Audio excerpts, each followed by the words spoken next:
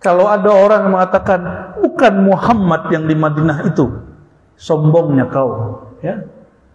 Itu orang sombong. Muhammad ada di sini, bukan Muhammad Madinah itu. Itu kalimat kesombongan.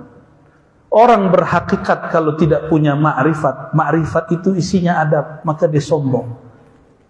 Akhirnya menghina sang Nabi Muhammad sallallahu alaihi wasallam. Hati-hati. Hati-hati, banyak orang-orang tarekat terjebak di situ, maka tidak diberkahi suluknya, tidak diberkahi thariqahnya. Allah putus, tidak usul kepadanya. Kenapa? Karena pintu menuju Allah hanya Nabi Muhammad sallallahu alaihi wasallam. Karena yang pernah bertemu Allah cuma Nabi Muhammad sallallahu alaihi wasallam. Yang diizinkan memandang Allah cuma Nabi Muhammad sallallahu alaihi wasallam. Maka jika ada orang ingin mendapatkan maqam ihsan, anta abudallah ka'annaka tarah, engkau beribadah seakan memandangnya, maka babnya cuma satu, pintunya cuma satu. Engkau harus fattabi'uni, engkau harus lebur dalam mencintaiku, mengikutiku, Sayyidina Muhammad sallallahu alaihi wasallam. Maka sejauh mana fana'nya seseorang dalam mencintai Rasulullah sallallahu alaihi wasallam, sejauh itulah dia fana pada Allah subhanahu wa ta'ala. Sejauh mana dia istiqamah dalam bersalawat kepada Nabi Muhammad SAW, sejauh itulah kekuatan zikirnya menyala. Jadi Bapak Ibu, zikir Allah, Allah, la ilaha illallah yang dibaca di surah Suluk itu obornya salawat kepada Nabi Muhammad SAW. Maka jika ada orang zikir Allah, Allah 70.000, mungkin 70.000 kali 7, tidak bersalawat, obornya padam. Dan itu juga yang nanti akan mengademkan, menyejukkan.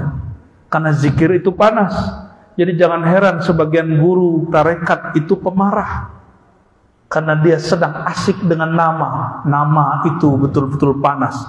Nama-nama itu betul menguras tenaga. Dalam hadis yang hasan disebutkan, seandainya hijab Allah dibuka, la ahraqat, itu hijab kalau dibuka, maka nur Allah akan membakar wajah semua makhluk. Bayangkan, ya, Sayyidina Musa mengatakan, ya Rabb, hari ini tolong tunjukkan wajahmu. Lalu Allah mengatakan, jika engkau bisa melihat gunung Sinai, bertahan. Aku tampakkan nurku, belum sifatku, belum zatku, baru nurku. Nur itu hanya salah satu nama yang bercahaya. Kata Imam Sayyidi Ahmad bin Idris Al-Idrisi dan imam-imam yang lain, itu nur Muhammad sallallahu alaihi wasallam. Itu nur mengenai Sinai hancur, Nabi Musa pingsan. Bahasa kedokteran, kalau bahasa orang surau, beliau sedang fana. Beliau sedang fana, ya. Fana dulu Sayyidina Musa dari kediriannya, karena dia merasa lebih alim. Barulah dia diberi pengetahuan tentang Allah subhanahu wa ta'ala. Kita doakan saudara-saudara kita yang dekat Gunung Sinai itu, ya, yang sekarang ada di Gaza, yang ada di Palestina, semoga Allah selamatkan mereka, ya. Kita semua, saya Al-Faqir, sangat mendukung kemerdekaan Palestina. Tapi apa boleh buat, di Palestina sendiri banyak faksi-faksinya.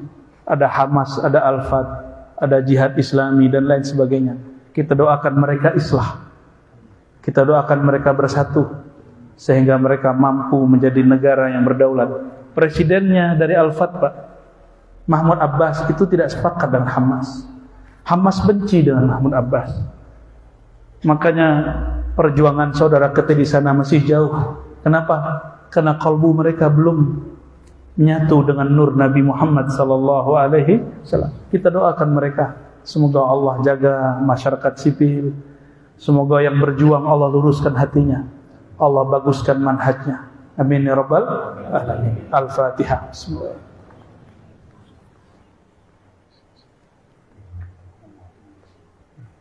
Waladhdallin. Amin. Walamma arada Allah Ta'ala ibraz haqiqatihi al-Muhammadiyah, tatkala Allah berkehendak memunculkan Muhammad sang Nur menjadi Muhammad bin Abdullah, wa izharahu jisman wa ruhan bi suratihi wa ma'na. Kalau tadi nur dan ruh, sekarang jisim nur beserta ruh. Ya. Izharuhu, Allah akan munculkan dia. Allah munculkan beliau, tidak hanya sekedar nur dan ruh, tapi juga ada jisimnya, tubuhnya. Sallallahu alaihi wasallam. Kira-kira tubuh itu unik atau tidak? Bayangkan, Sayyidina Jibril mau tembus Sidratul Muntaha tidak sanggup, padahal tubuhnya tubuh cahaya. Nabi Muhammad pakai tubuh bumi, tubuhnya daging seperti kita. Basyarun mislukum, tubuhnya seperti kamu, tapi kok bisa tembus? Malaikat tidak tembus. Apa gerangan? Apa gerangan? Ternyata itulah dalam kaidah, itu ditulis di Sintidurar, basyarun la kal basyar. Ya, beliau itu manusia seperti kamu manusia, tapi la kal bashar, kualitasnya di atas manusia, bahkan di atas malaikat, apalagi jin, apalagi hewan dan tumbuhan. Malaikat Jibril, pimpinannya, panglimanya, semua malaikat di alam semesta tidak sanggup menembus Sidratul Muntaha itu, sedangkan beliau sanggup. Kira-kira Nabi Muhammad SAW itu siapa? Kira-kira tubuhnya itu sembarangan atau tidak? Maka tolong hentikan kalau ada orang yang mengatakan bukan Muhammad yang dikubur di Madinah itu, ya? Masih ada buaya begitu, ya? Turunkan langsung. Itu bukan pewaris Rasulullah SAW, ya? Itu berbahaya. Itu Rasulullah disakiti. Sedangkan dalam Al-Qur'annya orang-orang yang menyakiti Allah dan Rasulullah itu terlaknat. Meskipun Rasulullah dia begitukan tidak akan marah, tapi kalau itu dilihat oleh Sayyidina Umar, oh bisa selesai, ya. Kalau malaikat lihat, malaikat gergetan, maka orang-orang yang bermakrifat syaitan itu tidak diridhoi oleh Allah Subhanahu wa taala. Kenapa? Makrifat itu sumbernya Nabi Muhammad SAW. Lalu dia menghina sang Nabi Muhammad SAW. Bukan Muhammad yang di Madinah itu. Tapi jika engkau ingin membedakan, ada Muhammad Nur, lalu sang Muhammad Nur itu Allah turunkan menjadi Muhammad Rasulullah. Lalu meninggallah Muhammad Rasulullah, Muhammad Nurnya masih ada, masih menyebar dalam diri kita. Boleh. Beda-beda tipis kan? Beda-beda tipis. Tapi ini penting, ini adab. Ciri-ciri wali Allah itu dia beradab jika berkalam tentang hakikat. Ya, ciri-ciri wali syaitan, dia berkalam hakikat pasti sombong. Begitulah kalam iblis. Apa kata iblis? Ana khairum minhum. Ditanya oleh Allah dalam surat Sad. Azazil, kenapa engkau tidak sujud kepadanya? Lalu iblis bicara bab hakikat. Aku lebih tinggi daripada dia. Aku dari api, dia dari tanah. Ini bab hakikat. Dibicara bab anasir. Anasir makhluk ada 4. Jadi ilmu anasir, ilmunya iblis, yang belum dipoles oleh Nur Muhammad sallallahu alaihi wasallam. Maka orang belajar ilmu anasir tidak dapat nur Sayyidina Muhammad sallallahu alaihi wasallam, dia tidak jadi wali Allah, dia hanya menjadi wali Azazil. Biar keren dikit, jangan wali syaitan. Oh, berarti iblis itu ahli hakikat, ya, tapi dia tidak ahli marifat. Maka dalam satu kalam-kalam guru kami yang mereka dikasyafkan oleh Allah SWT, ada yang diperjalankan ke masa lalu dan mereka melihat ada dialog lain. Iblis, kenapa engkau tidak menyembah, tidak sujud kepada Adam? Apa jawabannya? Ya Allah, bukankah sujud itu hanya kepadamu? Ya. Ngeles, ya, bab hakikat. Di riwayat lain kita dapatkan guru kita mengatakan, ya Allah, yang menjadikan aku begini kan engkau juga. Jadi dia menyalahkan siapa? Allah. Itulah ciri-ciri ahli hakikat. Ahli hakikat ini ketika dibuat akidah, mereka kelompoknya disebut Jabariyah. Apapun yang disalahkan Allah. Nauzubillah min dzalik. Jadi ada Muhammad Nurullah. Muhammad Nurullah itu Allah zahirkan, jadinya Muhammad Rasul. Dia dan dia sama, cuma beda alam. Dia yang di situ, dia yang di sini sama. Lalu kira-kira yang dilihat Sayyidina Uwais Al-Qarni itu Muhammad Rasulullah atau Muhammad Nurullah? Kan fisik nggak ketemu, ketemu nggak? Nggak ketemu.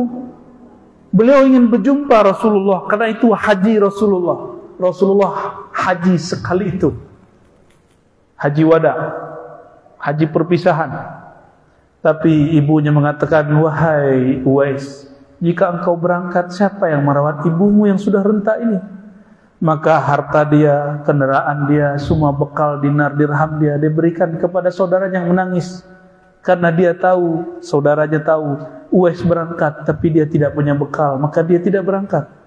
Tiba-tiba Uwais antarkan semua bekal kepadanya. Orang ini berangkat tapi sampai di Mekah dia lihat Uwais tawaf. Orang ini berangkat ke tempat wukuf, dia lihat Sayyidina Uwais sedang wukuf. Maka Sayyidina Uwais dikabarkan baginda Nabi Muhammad SAW. Apa kata beliau? Hei Umar, hei Ali, jika kalian bertemu orang bernama Uwais Al-Qarni, mintakan doa ampunan. Coba bayangkan, Sayyidina Uwais tidak bertemu Rasulullah SAW, disuruh mendoakan Ali dan Umar dan Ali radhiyallahu taala anhuma. Maka kira-kira apa yang dijumpai Sayyidina Uwais? Apakah dia melihat Muhammad Rasulullah atau Muhammad Nurullah? Muhammad Nurullah. Muhammad Rasulullah bin Abdullah. Pasti dia bin Abdullah, dan itu penutup para nabi, selesai. Tidak ada lagi nabi, la nabi ya ba'dah. Tapi Muhammad Nurullah bisa tembus kemana-mana. Loh kok bisa nabinya satu, kok cahayanya kemana-mana? Bukankah matahari cahayanya satu, tapi yang dilihat oleh orang Amerika itu juga yang dilihat orang Indonesia. Siang tadi matahari kita dan orang India sama nggak? Apakah mataharinya kehabisan cahaya karena banyak orang yang mendapatkan cahaya sinarnya? Tidak. Ya, maka bernamalah Sayyidina Muhammad SAW itu Syamsun. Engkaulah sang matahari yang sebenarnya. Kalau matahari yang tadi terbenam jam 6 itu, dia masih terbenam dan besok terbit. Sedangkan sang matahari ini tidak pernah lagi terbenam, selama-lamanya dia terbit. Sallallahu alaihi wasallam. Jadi siapa yang kolbunya ada nama Nabi Muhammad SAW, maka kolbunya selalu terang, seterang pagi hari.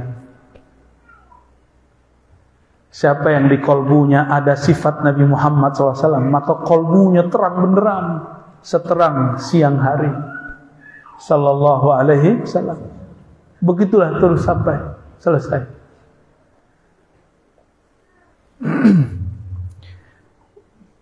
Naqalahu ila maqarrihi min sadaqati Aminati az-Zuhriyah wa khassaha al-qarib al-mujib bi an takuna umman li Mustafa.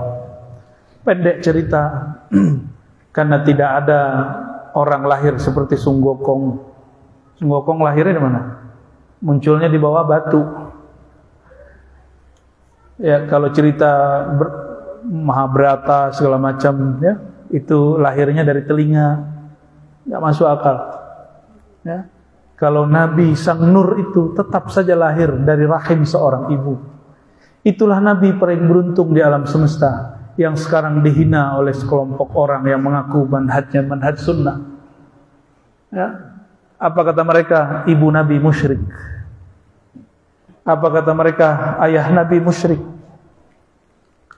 Apakah pantas seorang yang tidak pernah mimpi ketemu Rasulullah, nggak pernah mimpi sahabat Nabi, nggak pernah mimpi Jibril, Adam, Nuh, semua, lalu mengatakan orang yang mimpi mereka setiap malam sebagai musyrik?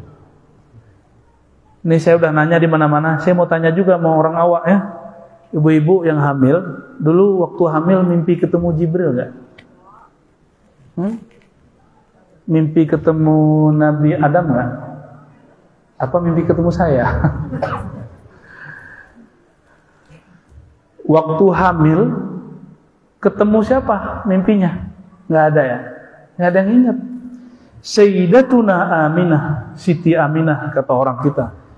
Awal beliau hamil langsung malamnya mimpi Sayyidina Jibril. Kata Sayyidina Jibril disebutkan di ujung, qad hamilti bi sayyidil alamin wa khairil bariyah. Wahai Aminah, engkau sedang mengandung manusia terbaik di alam semesta. Di riwayat yang lain itu Sayyidul Anbiya, Sayyidul Mursalin, penghulunya para nabi. Gimana tuh? Kira-kira orang ketemu Jibril, ketemu Nabi Adam mimpi. Itu musyrik, wali setan atau wali Allah? Gak usah jauh-jauh tanya para mursyid, ada yang mimpi ketemu Jibril gak? Tanya para mursyid, udah ketemu belum arwah para nabi? Bukan satu nabi, para nabi, udah ketemu belum?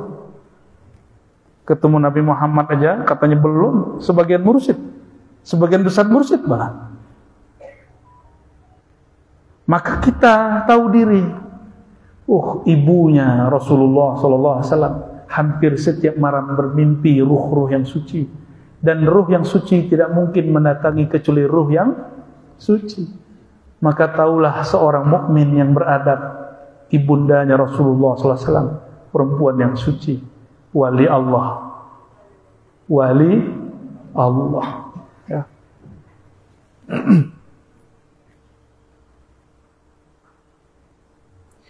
Dan kata Sayyidina Jibril, jika engkau melahirkannya, maka namailah Muhammad. Jadi nama itu bukan dari ayahanda, bukan dari ibunda, bukan dari Dukcapil, tapi dari siapa? Jibril yang menyampaikannya. Jibril mungkinkah ngarang sendiri? Jibril kalau menyampaikan sesuatu pasti izin dari Allah Subhanahu wa ta'ala. Maka nama itu dari Allah Subhanahu wa ta'ala. Namanya Nabi Muhammad itu dari Allah. Disiapkan oleh Allah, dikirim melalui Sayyidina Jibril. Disampaikan kepada Sayyidah Aminah. Ibu ada nggak yang waktu mau melahirkan mimpi, terus yang datang itu ngasih nama, kamu nanti kalau lahirin anak kasih nama, namanya Buyuang. Ya, ada nggak gitu? Nggak ya? Emang Buyung ya, Bujang gitu ya? Aleh. Bapak Ibu yang mengasihi Allah, begitu luar biasanya Rasulullah SAW. Dan itu terjadi pada sebagian wali. Sebagian wali sebelum lahir, ibunya mimpi atau ketemu seorang syekh. Inilah yang terjadi pada Syekh Muhammad Bahauddin Shah Naqsyabandi. Alhamdulillah kami sempat 7 hari di kampung beliau. Ya. Sebelum pandemi, alhamdulillah. Kampung beliau namanya Kampung Ahli Ma'rifat, Qasr Al-Arifan. Jadi ketika kakek gurunya yang bernama Baba Samasi, sang wali kutub di zamannya, melewati kampung Qasr Al-Arifan, istana para ahli ma'rifat, kata beliau, inni la ashummu raihatal wali. Aku mencium harumnya seorang wali, tapi dia belum lahir.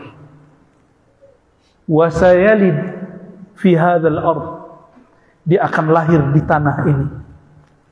Dan saat itu yang hamil di rumah itu, di daerah tersebut Qasr Al-Arifan, ibundanya Syekh Muhammad Bahauddin Shah Naqsyabandi. Jadi pengkhabaran begitu ada, ya, selalu ada. Kalau orang bentuk awak pun aja leh, nak ada yang begitu nggak sebelum lahir? Ya, kayaknya enggak. Bapak Ibu yang bukan Allah.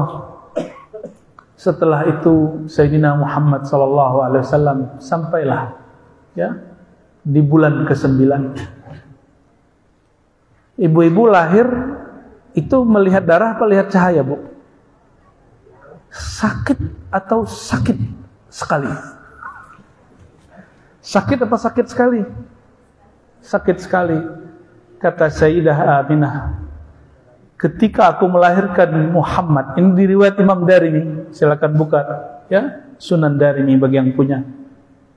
Imam Darimi itu temannya Imam Bukhari, tapi lebih dulu wafat 1 tahun. Sayyidah Aminah mengabarkan, ketika aku melahirkan Muhammad, aku tidak melihat kecuali cahaya. Sallallahu alaihi wasallam. Kenapa wajar sang cahaya Allah taruh dalam satu tubuh? Betapa kuatnya tubuh Sayyidah Aminah. Itu yang beliau kandung nanti bisa menembus aras Allah SWT. Kira-kira tubuhnya Aminah itu tubuh apa? Kira-kira rahimnya Aminah itu rahim apa?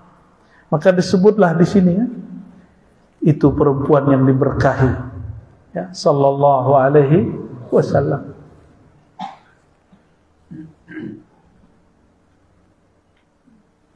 Wah, ini panjang, kita pendekkan ceritanya.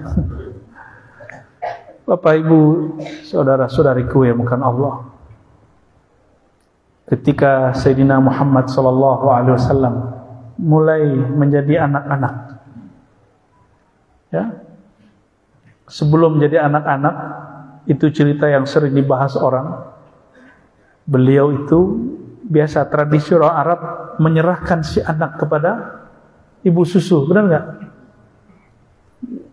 Nabi Muhammad kecil, itu masih kecil, sudah memberkahi siapapun yang menyentuhnya. Ketika semua ibu-ibu tidak ada yang mau, jadi beliau ini tidak mau kecuali sama ibu yang santun, tidak pemarah, penuh kasih sayang. Sebanyak itu ibu-ibu yang subur-subur badannya, air susunya banyak, asinya melimpah, tapi beliau tidak mau. Dari kecilnya sudah unik. Dia hanya mau kepada seorang ibu yang menyusui dengan kanannya dan membaca bismillah. Dari semua ibu-ibu itu nggak ada yang Halimah As-Sa'diyah dari Bani Sa'ad. Itu perempuan kurus kering. Tapi ketika dia menyusui Nabi Muhammad SAW, itu air susu nggak berhenti. Seharusnya ibu-ibu kalau disusui itu ngantuk, benar nggak Bu? Menyusui, ngantuk nggak? Biasanya tidur itu ketika anaknya nyusu, benar nggak? Tapi Sayyidah Halimah setiap kali disusui malah belum bertambah kuat, bertambah kuat, bertambah kuat. Maka diserahkan kepada Sayyidah Halimah, dibawalah pulang. Itu orang miskin punya ternak sedikit. Nabi Muhammad SAW masuk baru 1 bulan, beliau sudah menjadi banyak ternak. Rumahnya diberkahi, air susunya banyak. Air susunya bukan dari beliau lagi, tapi domba-domba, semuanya banyak. Jadi kemanapun Sayyidina Muhammad SAW dibawa, semuanya diberkahi. Maksudnya apa? Kenapa hidup kita susah? Kenapa hidup terasa gelisah? Karena Nur Muhammad SAW tidak diundang masuk ke dalam diri, masuk ke dalam rumah. Kenapa orang sering bertengkar di masjid, di yayasan, di sekolah, di negeri ini? Karena mereka tidak menghadirkan Nur Muhammad SAW dalam dirinya. Coba lihatlah Nur Muhammad jika sudah terbit. Ya. Seperti sang Nur itu ketika dia dicaci maki, disakiti, apakah beliau membalas? Kalau kita disakiti sekali, ada yang pantang disakiti. Ada yang kalau ada orang elok, ada yang elok loh kayaknya. Kalau jaik orang kadang ada lebih jaik. Itu yang berkalam iblis. Yang berkalam begitu iblis, cuma tubuhnya manusia. Hati-hati, lidah ini sering dipinjam iblis. Betawus. Ya, berlindung kepada Allah Subhanahu wa Ta'ala. Coba lihat Nabi Muhammad SAW ketika beliau diusir, dicaci maki, kami Bapak Ibu ada seorang memakak di belakang, tersinggung nggak? Beliau dilempar dengan kotoran, itu nggak tersinggung. Dilempar pakai semua kotoran, itu nggak tersinggung. Dilempar pakai kerikil berdarah, itu nggak tersinggung. Apa kala beliau fa innahum la ya'lamun. Itu yang ngelemparku nggak ngerti. Mereka tidak mengerti siapa aku, maklum. Bukan ngomongnya kayak gini. Nggak tahu ang saya dendo. Kalau awak begitu kan? Ya, nggak tahu aja tuh saya dendo. Itu kalau nar tuh bukan nur. Itu nar itu Bapak Ibu. Nar atau nar? Neraka itu. Ya. Kalau nur nggak begitu. Oh mungkin dia tidak sadar ada aku. Mungkin dia lagi nggak mungkin dia lagi husnuzon. Nur itu membuat orang husnuzon. Udah begitu belum? Tetangga sama tetangga, nar apa nur?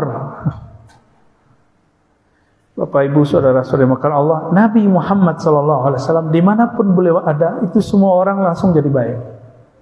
Konflik di Mekah, cuma karena jatuhnya Hajar Aswad, itu beresnya sama Nabi Muhammad SAW. Tapi anehlah orang hari ini katanya bela Nabi Muhammad, tapi temperamennya tinggi. Anehlah sungguh orang yang mengaku pewaris Nabi Muhammad SAW, sedikit tersinggung tidak mau lagi berdakwah. Sedikit didebat balasnya beribu kali. Aneh. Itu aneh. Itu bukan pewaris Nabi Muhammad SAW. Ya. Kami beruntung ketemu wali-wali Allah di berbagai tempat. Beliau-beliau itulah yang mengatakan, jika ada orang mencacimu, diam. Seandainya beliau-beliau tidak berkalam, mungkin narnya bangkit, bukan nurnya yang terbit. Sallallahu alaihi wasallam. Bayangkan Nabi Muhammad SAW ketika beliau diundang perempuan Yahudi, ternyata perempuan Yahudi meracuni dagingnya.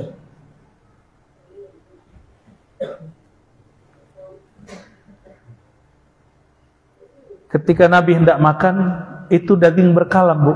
Ibu bisa ngomong sama daging mati nggak, Bu? Bisa, Pak? Bisa mengecek jo daging ayam nala mati? Hah? Bisa? Jika Nabi Isa menghidupkan yang mati, benar nggak? Nabi Muhammad SAW sudah kepotong-potong masih bisa hidup, nggak perlu dihidupkan, dia sudah langsung hidup. Per bagian tubuhnya menjadi hidup berkat melihat Nabi Muhammad SAW. Berkatalah si daging itu, wahai Rasulullah, dikenal Rasulullah, aku diracuni. Sedangkan sahabat yang lain makan dan mereka tumbang. Apakah Nabi marah ke perempuan itu? Tidak. Ditanyalah si perempuan, hai Yahudi, dasar Yahudi kan? Hei Yahudi, kenapa engkau menaruh racun di makanan sedangkan engkau mengundangku baik-baik? Apa jawaban beliau si Yahudi ini? Jika engkau ini seorang rasul, pasti dagingnya bicara. Jika engkau seorang malaikat, malaikat tidak perlu makan. Jika dia makan, tidak akan mudarat. Babayo diuji orang Yahudi nak. Ada orang teh meritu nak. Kalian nak ada deh. Kalian ada orang teh mau diuji pakai kopi sianida kan? Allahumma sholli ala sayyidina. Ada orang yang fitnah ambo, datang ke kawan awak, seorang sahabat kita. Datang, tak tahu datangnya urusannya apa. Dibuain kopi, tak diminumnya deh Pak. Khawatir ada sihir, ada racun di situ. Begitu suuzonnya kepada orang, padahal yang memfitnah inyo pula yang suuzon dengan kopi itu. Bisa orang hidup begitu ya? Hidup dengan penuh prasangka. Mau hidup bahagia atau hidup sengsara? Man ra'a wajhaka yas'ad. Betul ya? Dalam bab maulid, siapa yang memandang wajah engkau pasti bahagia. Wah, itu dia. Siapa yang memandang wajahmu pasti bahagia. Orang bahagia itu kadang menangis, orang bahagia itu kadang menghentak, orang bahagia itu kadang gembira, orang berbahagia itu kadang berteriak. Jika terlihat nur Sayyidina Muhammad SAW, tidak mesti pada tubuh Muhammad bin Abdullah, bisa jadi pada pewarisnya, bisa jadi pada keturunannya. Maka orang-orang yang memandangnya akan bahagia. Ya saat Maka saat berbahagia bisa jadi dia menangis, bisa jadi senang.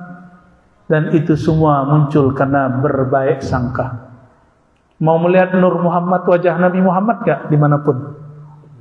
Ya. Murid Imam Syazili namanya Al-Mursi, Abul Abbas Al-Mursi, itu memandang wajah Nabi Muhammad SAW dimanapun beliau memandang. Ini yang disampaikan oleh Syekh Mutawalli Sya'rawi. Di akhir-akhir hayatnya beliau mengambil thariqat Syaziliyah dari Syekh Umar Balqaid. Ya. Diundang, gak datang. Datang ke dalam mimpinya. Jadi Syekh Umar Balqaid mengundang Syekh Mutawalli Sya'rawi, itu ulama tafsir terhebat di zamannya, ada di Mesir. Belum ada, Pak Quraisy belum ada. Mungkin lagi ngaji kali waktu itu, belum jadi ulama beliau. Beliau nggak datang karena sibuk biasa ngurusin Al-Azhar, ngurusin kampus, ngurusin umat di Mesir. Itu Syekh Mursyid datang melalui rohaninya. Maka Syekh Mutawalli Sya'rawi memandang dalam mimpinya Syekh Umar datang. Pertanyaannya, kenapa engkau tidak datang? Aku undang. Bangun tidur, beliau pesan tiket langsung berangkat. Ya, dan itu masyhur, kisah itu masyhur. Setelah saat itu beliau sering bercerita tentang nur Nabi Muhammad SAW. Apa kata beliau? Wahai Tuhan, tiadalah ada alam semesta ini kecuali semuanya hanya dari percikan nur an-nur al-Muhammadi, nur Sayyidina Muhammad SAW. Jadi tubuh kita kalau tidak ada nur itu tidak hidup. Nur itulah asalnya matahari. Nur itulah asalnya udara, asalnya tumbuhan dan semua anasir di alam semesta. Maka kalau orang bertanya, apakah sulit bertemu Muhammad? Tidak. Kalau bertemu fisik, tapi kalau bertemu Sayyidina Muhammad, engkau dapat menemuinya di mana saja. Ya, karena semua yang ada di alam itu percikan dari nur Sayyidina Muhammad SAW. Disebut al-wajah an-nuraniyah, wajah cahayanya. Maka Imam Mursi, wali kutub di zamannya, apa kata beliau? Jika aku memandang sesuatu, aku melihat baginda Nabi Muhammad SAW. Karena tidak ada di alam ini wujud, termasuk tubuh kita, kecuali semuanya berkah cahaya Nabi Muhammad SAW. Itulah yang disebut limpahan Nabi Muhammad SAW. Oleh karenanya, setiap kali ada orang bersolawat, tubuhnya kembali kepada asalnya. Tubuhnya pulang kampung. Dan kita kalau pulang kampung semangat. Ambo Bapak Ibu, ambo latih malam kini. Tapi dia di kampung semangat mo. Ya. Malam tadi baru di Bandung. Pagi sudah turun, udah berangkat via Pekanbaru. Tapi karena berharap pulang kampung, itu langsung senang. Walaupun awak nak lahir di Teh Baruah, tapi kan orang kampung waju, ada rasa senang dan nikmat. Alhamdulillahirabbil alamin. Kira-kira kalau ada orang membayar awak tiket pulang kampung, kalau sedang merantau, nemu tak? Diundang orang pulang, kau sedang tagade di kampung, diundang orang pulang, tiket gratis, kira-kira senang tak? Senangnya bukan main. Kira-kira kalau yang mengundangnya petinggi-petinggi negeri, lebih senang lagi enggak? Lebih senang lagi. Paham enggak maksudnya itu? Ya. Ya ayyatuhan nafsul mutmainnah. Wahai jiwa yang sudah tenang. Yang sudah tenang dengan nur Nabi Muhammad SAW. Anak ketek, anak kecil, si baby, si bayi, itu kalau dia sedang nangis, tenangnya hanya dengan ibunya atau dengan ayahnya. Betul enggak? Betul ya? Dalam kaidah ilmu ma'rifatullah yang dipegang oleh guru-guru kita dari masa ke masa, dari masa Syekh Ismail Simabu Naqsyabandi, Syekh Muhammad Tahir Barula, sampai Syekh Muhammad Yasin situ juga, Syekh Muhammad Jamil sebelumnya, turun ke ulama-ulama sampai kepada Syekh Sa'ad Mungka dan turun ke negeri kita. Mereka memegang kaidah Sayyidina Muhammad Abul Arwah sallallahu alaihi wasallam. Sayyidina Muhammad ayahanda ruhani, Sayyidina Ahmad, induk ibundanya ruhani. Sallallahu alaihi wasallam. Ayah di situ bukan ayah dalam pengertian ayah fisik. Ayah di situ artinya berasal dari dia. Induk berarti sumber dari semuanya. Sallallahu alaihi wasallam. Maka apabila tubuh ini gelisah, badan ini gelisah, sakit sudah lama, pekerjaan belum dapat, ya, atau hidup sedang susah, bawain salawat. Nanti akan kebuka jalan, karena dia berpulang kepada nurnya, berpulang kepada ayah rohaninya. Nanti sang ayah rohani itu membimbing jalan. Sallallahu alaihi wasallam. Bapak Ibu yang berkahan Allah, inilah rahasia-rahasia yang disebut oleh para guru dulu, ya. Bahwasannya mimpi ketemu Rasulullah bukan hanya mimpi, ar-ru'ya shalihah, memandang. Tidak hanya dalam mimpi, tapi dengan gelombang otak rohani yang mendalam. Siapa yang melihat aku dalam mimpi akan melihat aku dalam keadaan jaga. Hadis Bukhari dan Muslim. Man ra'ani fil manam fasayarani yaqzah. Man ra'ani faqad ra'al haq. Yang melihat aku betul-betul melihat aku. Ya. Sallallahu alaihi wasallam. Maka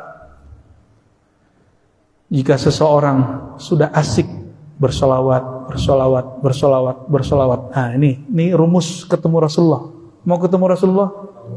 Ya, Rasulullah hanya akan menyapa, menemui orang yang sudah tidak bernafsu untuk bertemu.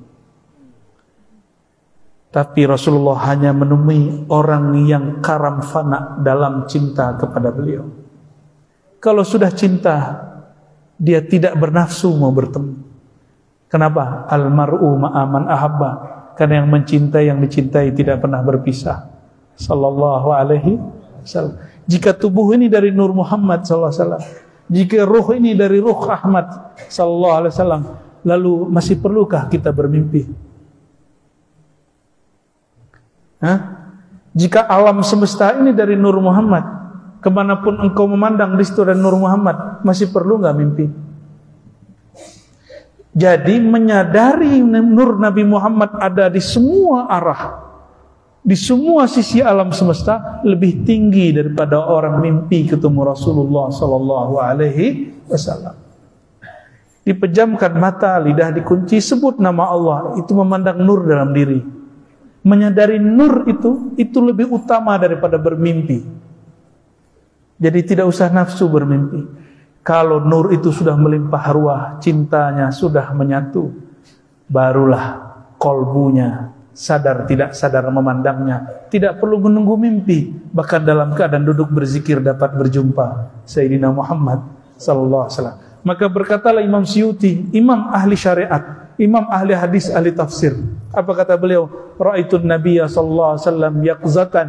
Aku melihat Nabi ke dalam keadaan jaga 70 marrah, lebih dari 70 kali. Apa kira-kira? Itu imam ahli syariat, tapi beliau berthariqah, bertasawuf. Dimulai dari kajian Nur Muhammad sallallahu alaihi wasallam. Inilah rahasia ilmu ma'rifat hakikat yang diajarkan guru-guru. Inilah yang ditulis di kitab-kitab maulid. Karena ini rahasia Nabi Muhammad, rahasia wali Allah. Wali setan pasti tidak suka. Wajar kalau wali-wali setan membid'ahkan kajian-kajian begini, ya. Nauzubillah min dzalik. Tapi kita berhusnuzon, mungkin lisannya sedang dipakai. Tubuh dia tubuh manusia, cuma lisannya lisan syaitan. Bisa nggak terjadi? Bisa. Inna syaitan yajri majrad dam. Karena syaitan mengalir dalam setiap pembuluh darah. Di lidah ada darah. Dan kami minta ampun kepada Allah jika di lidah ini ada mengalir darah syaitan. Nauzubillah min dzalik. Barangkali itu Bapak Ibu.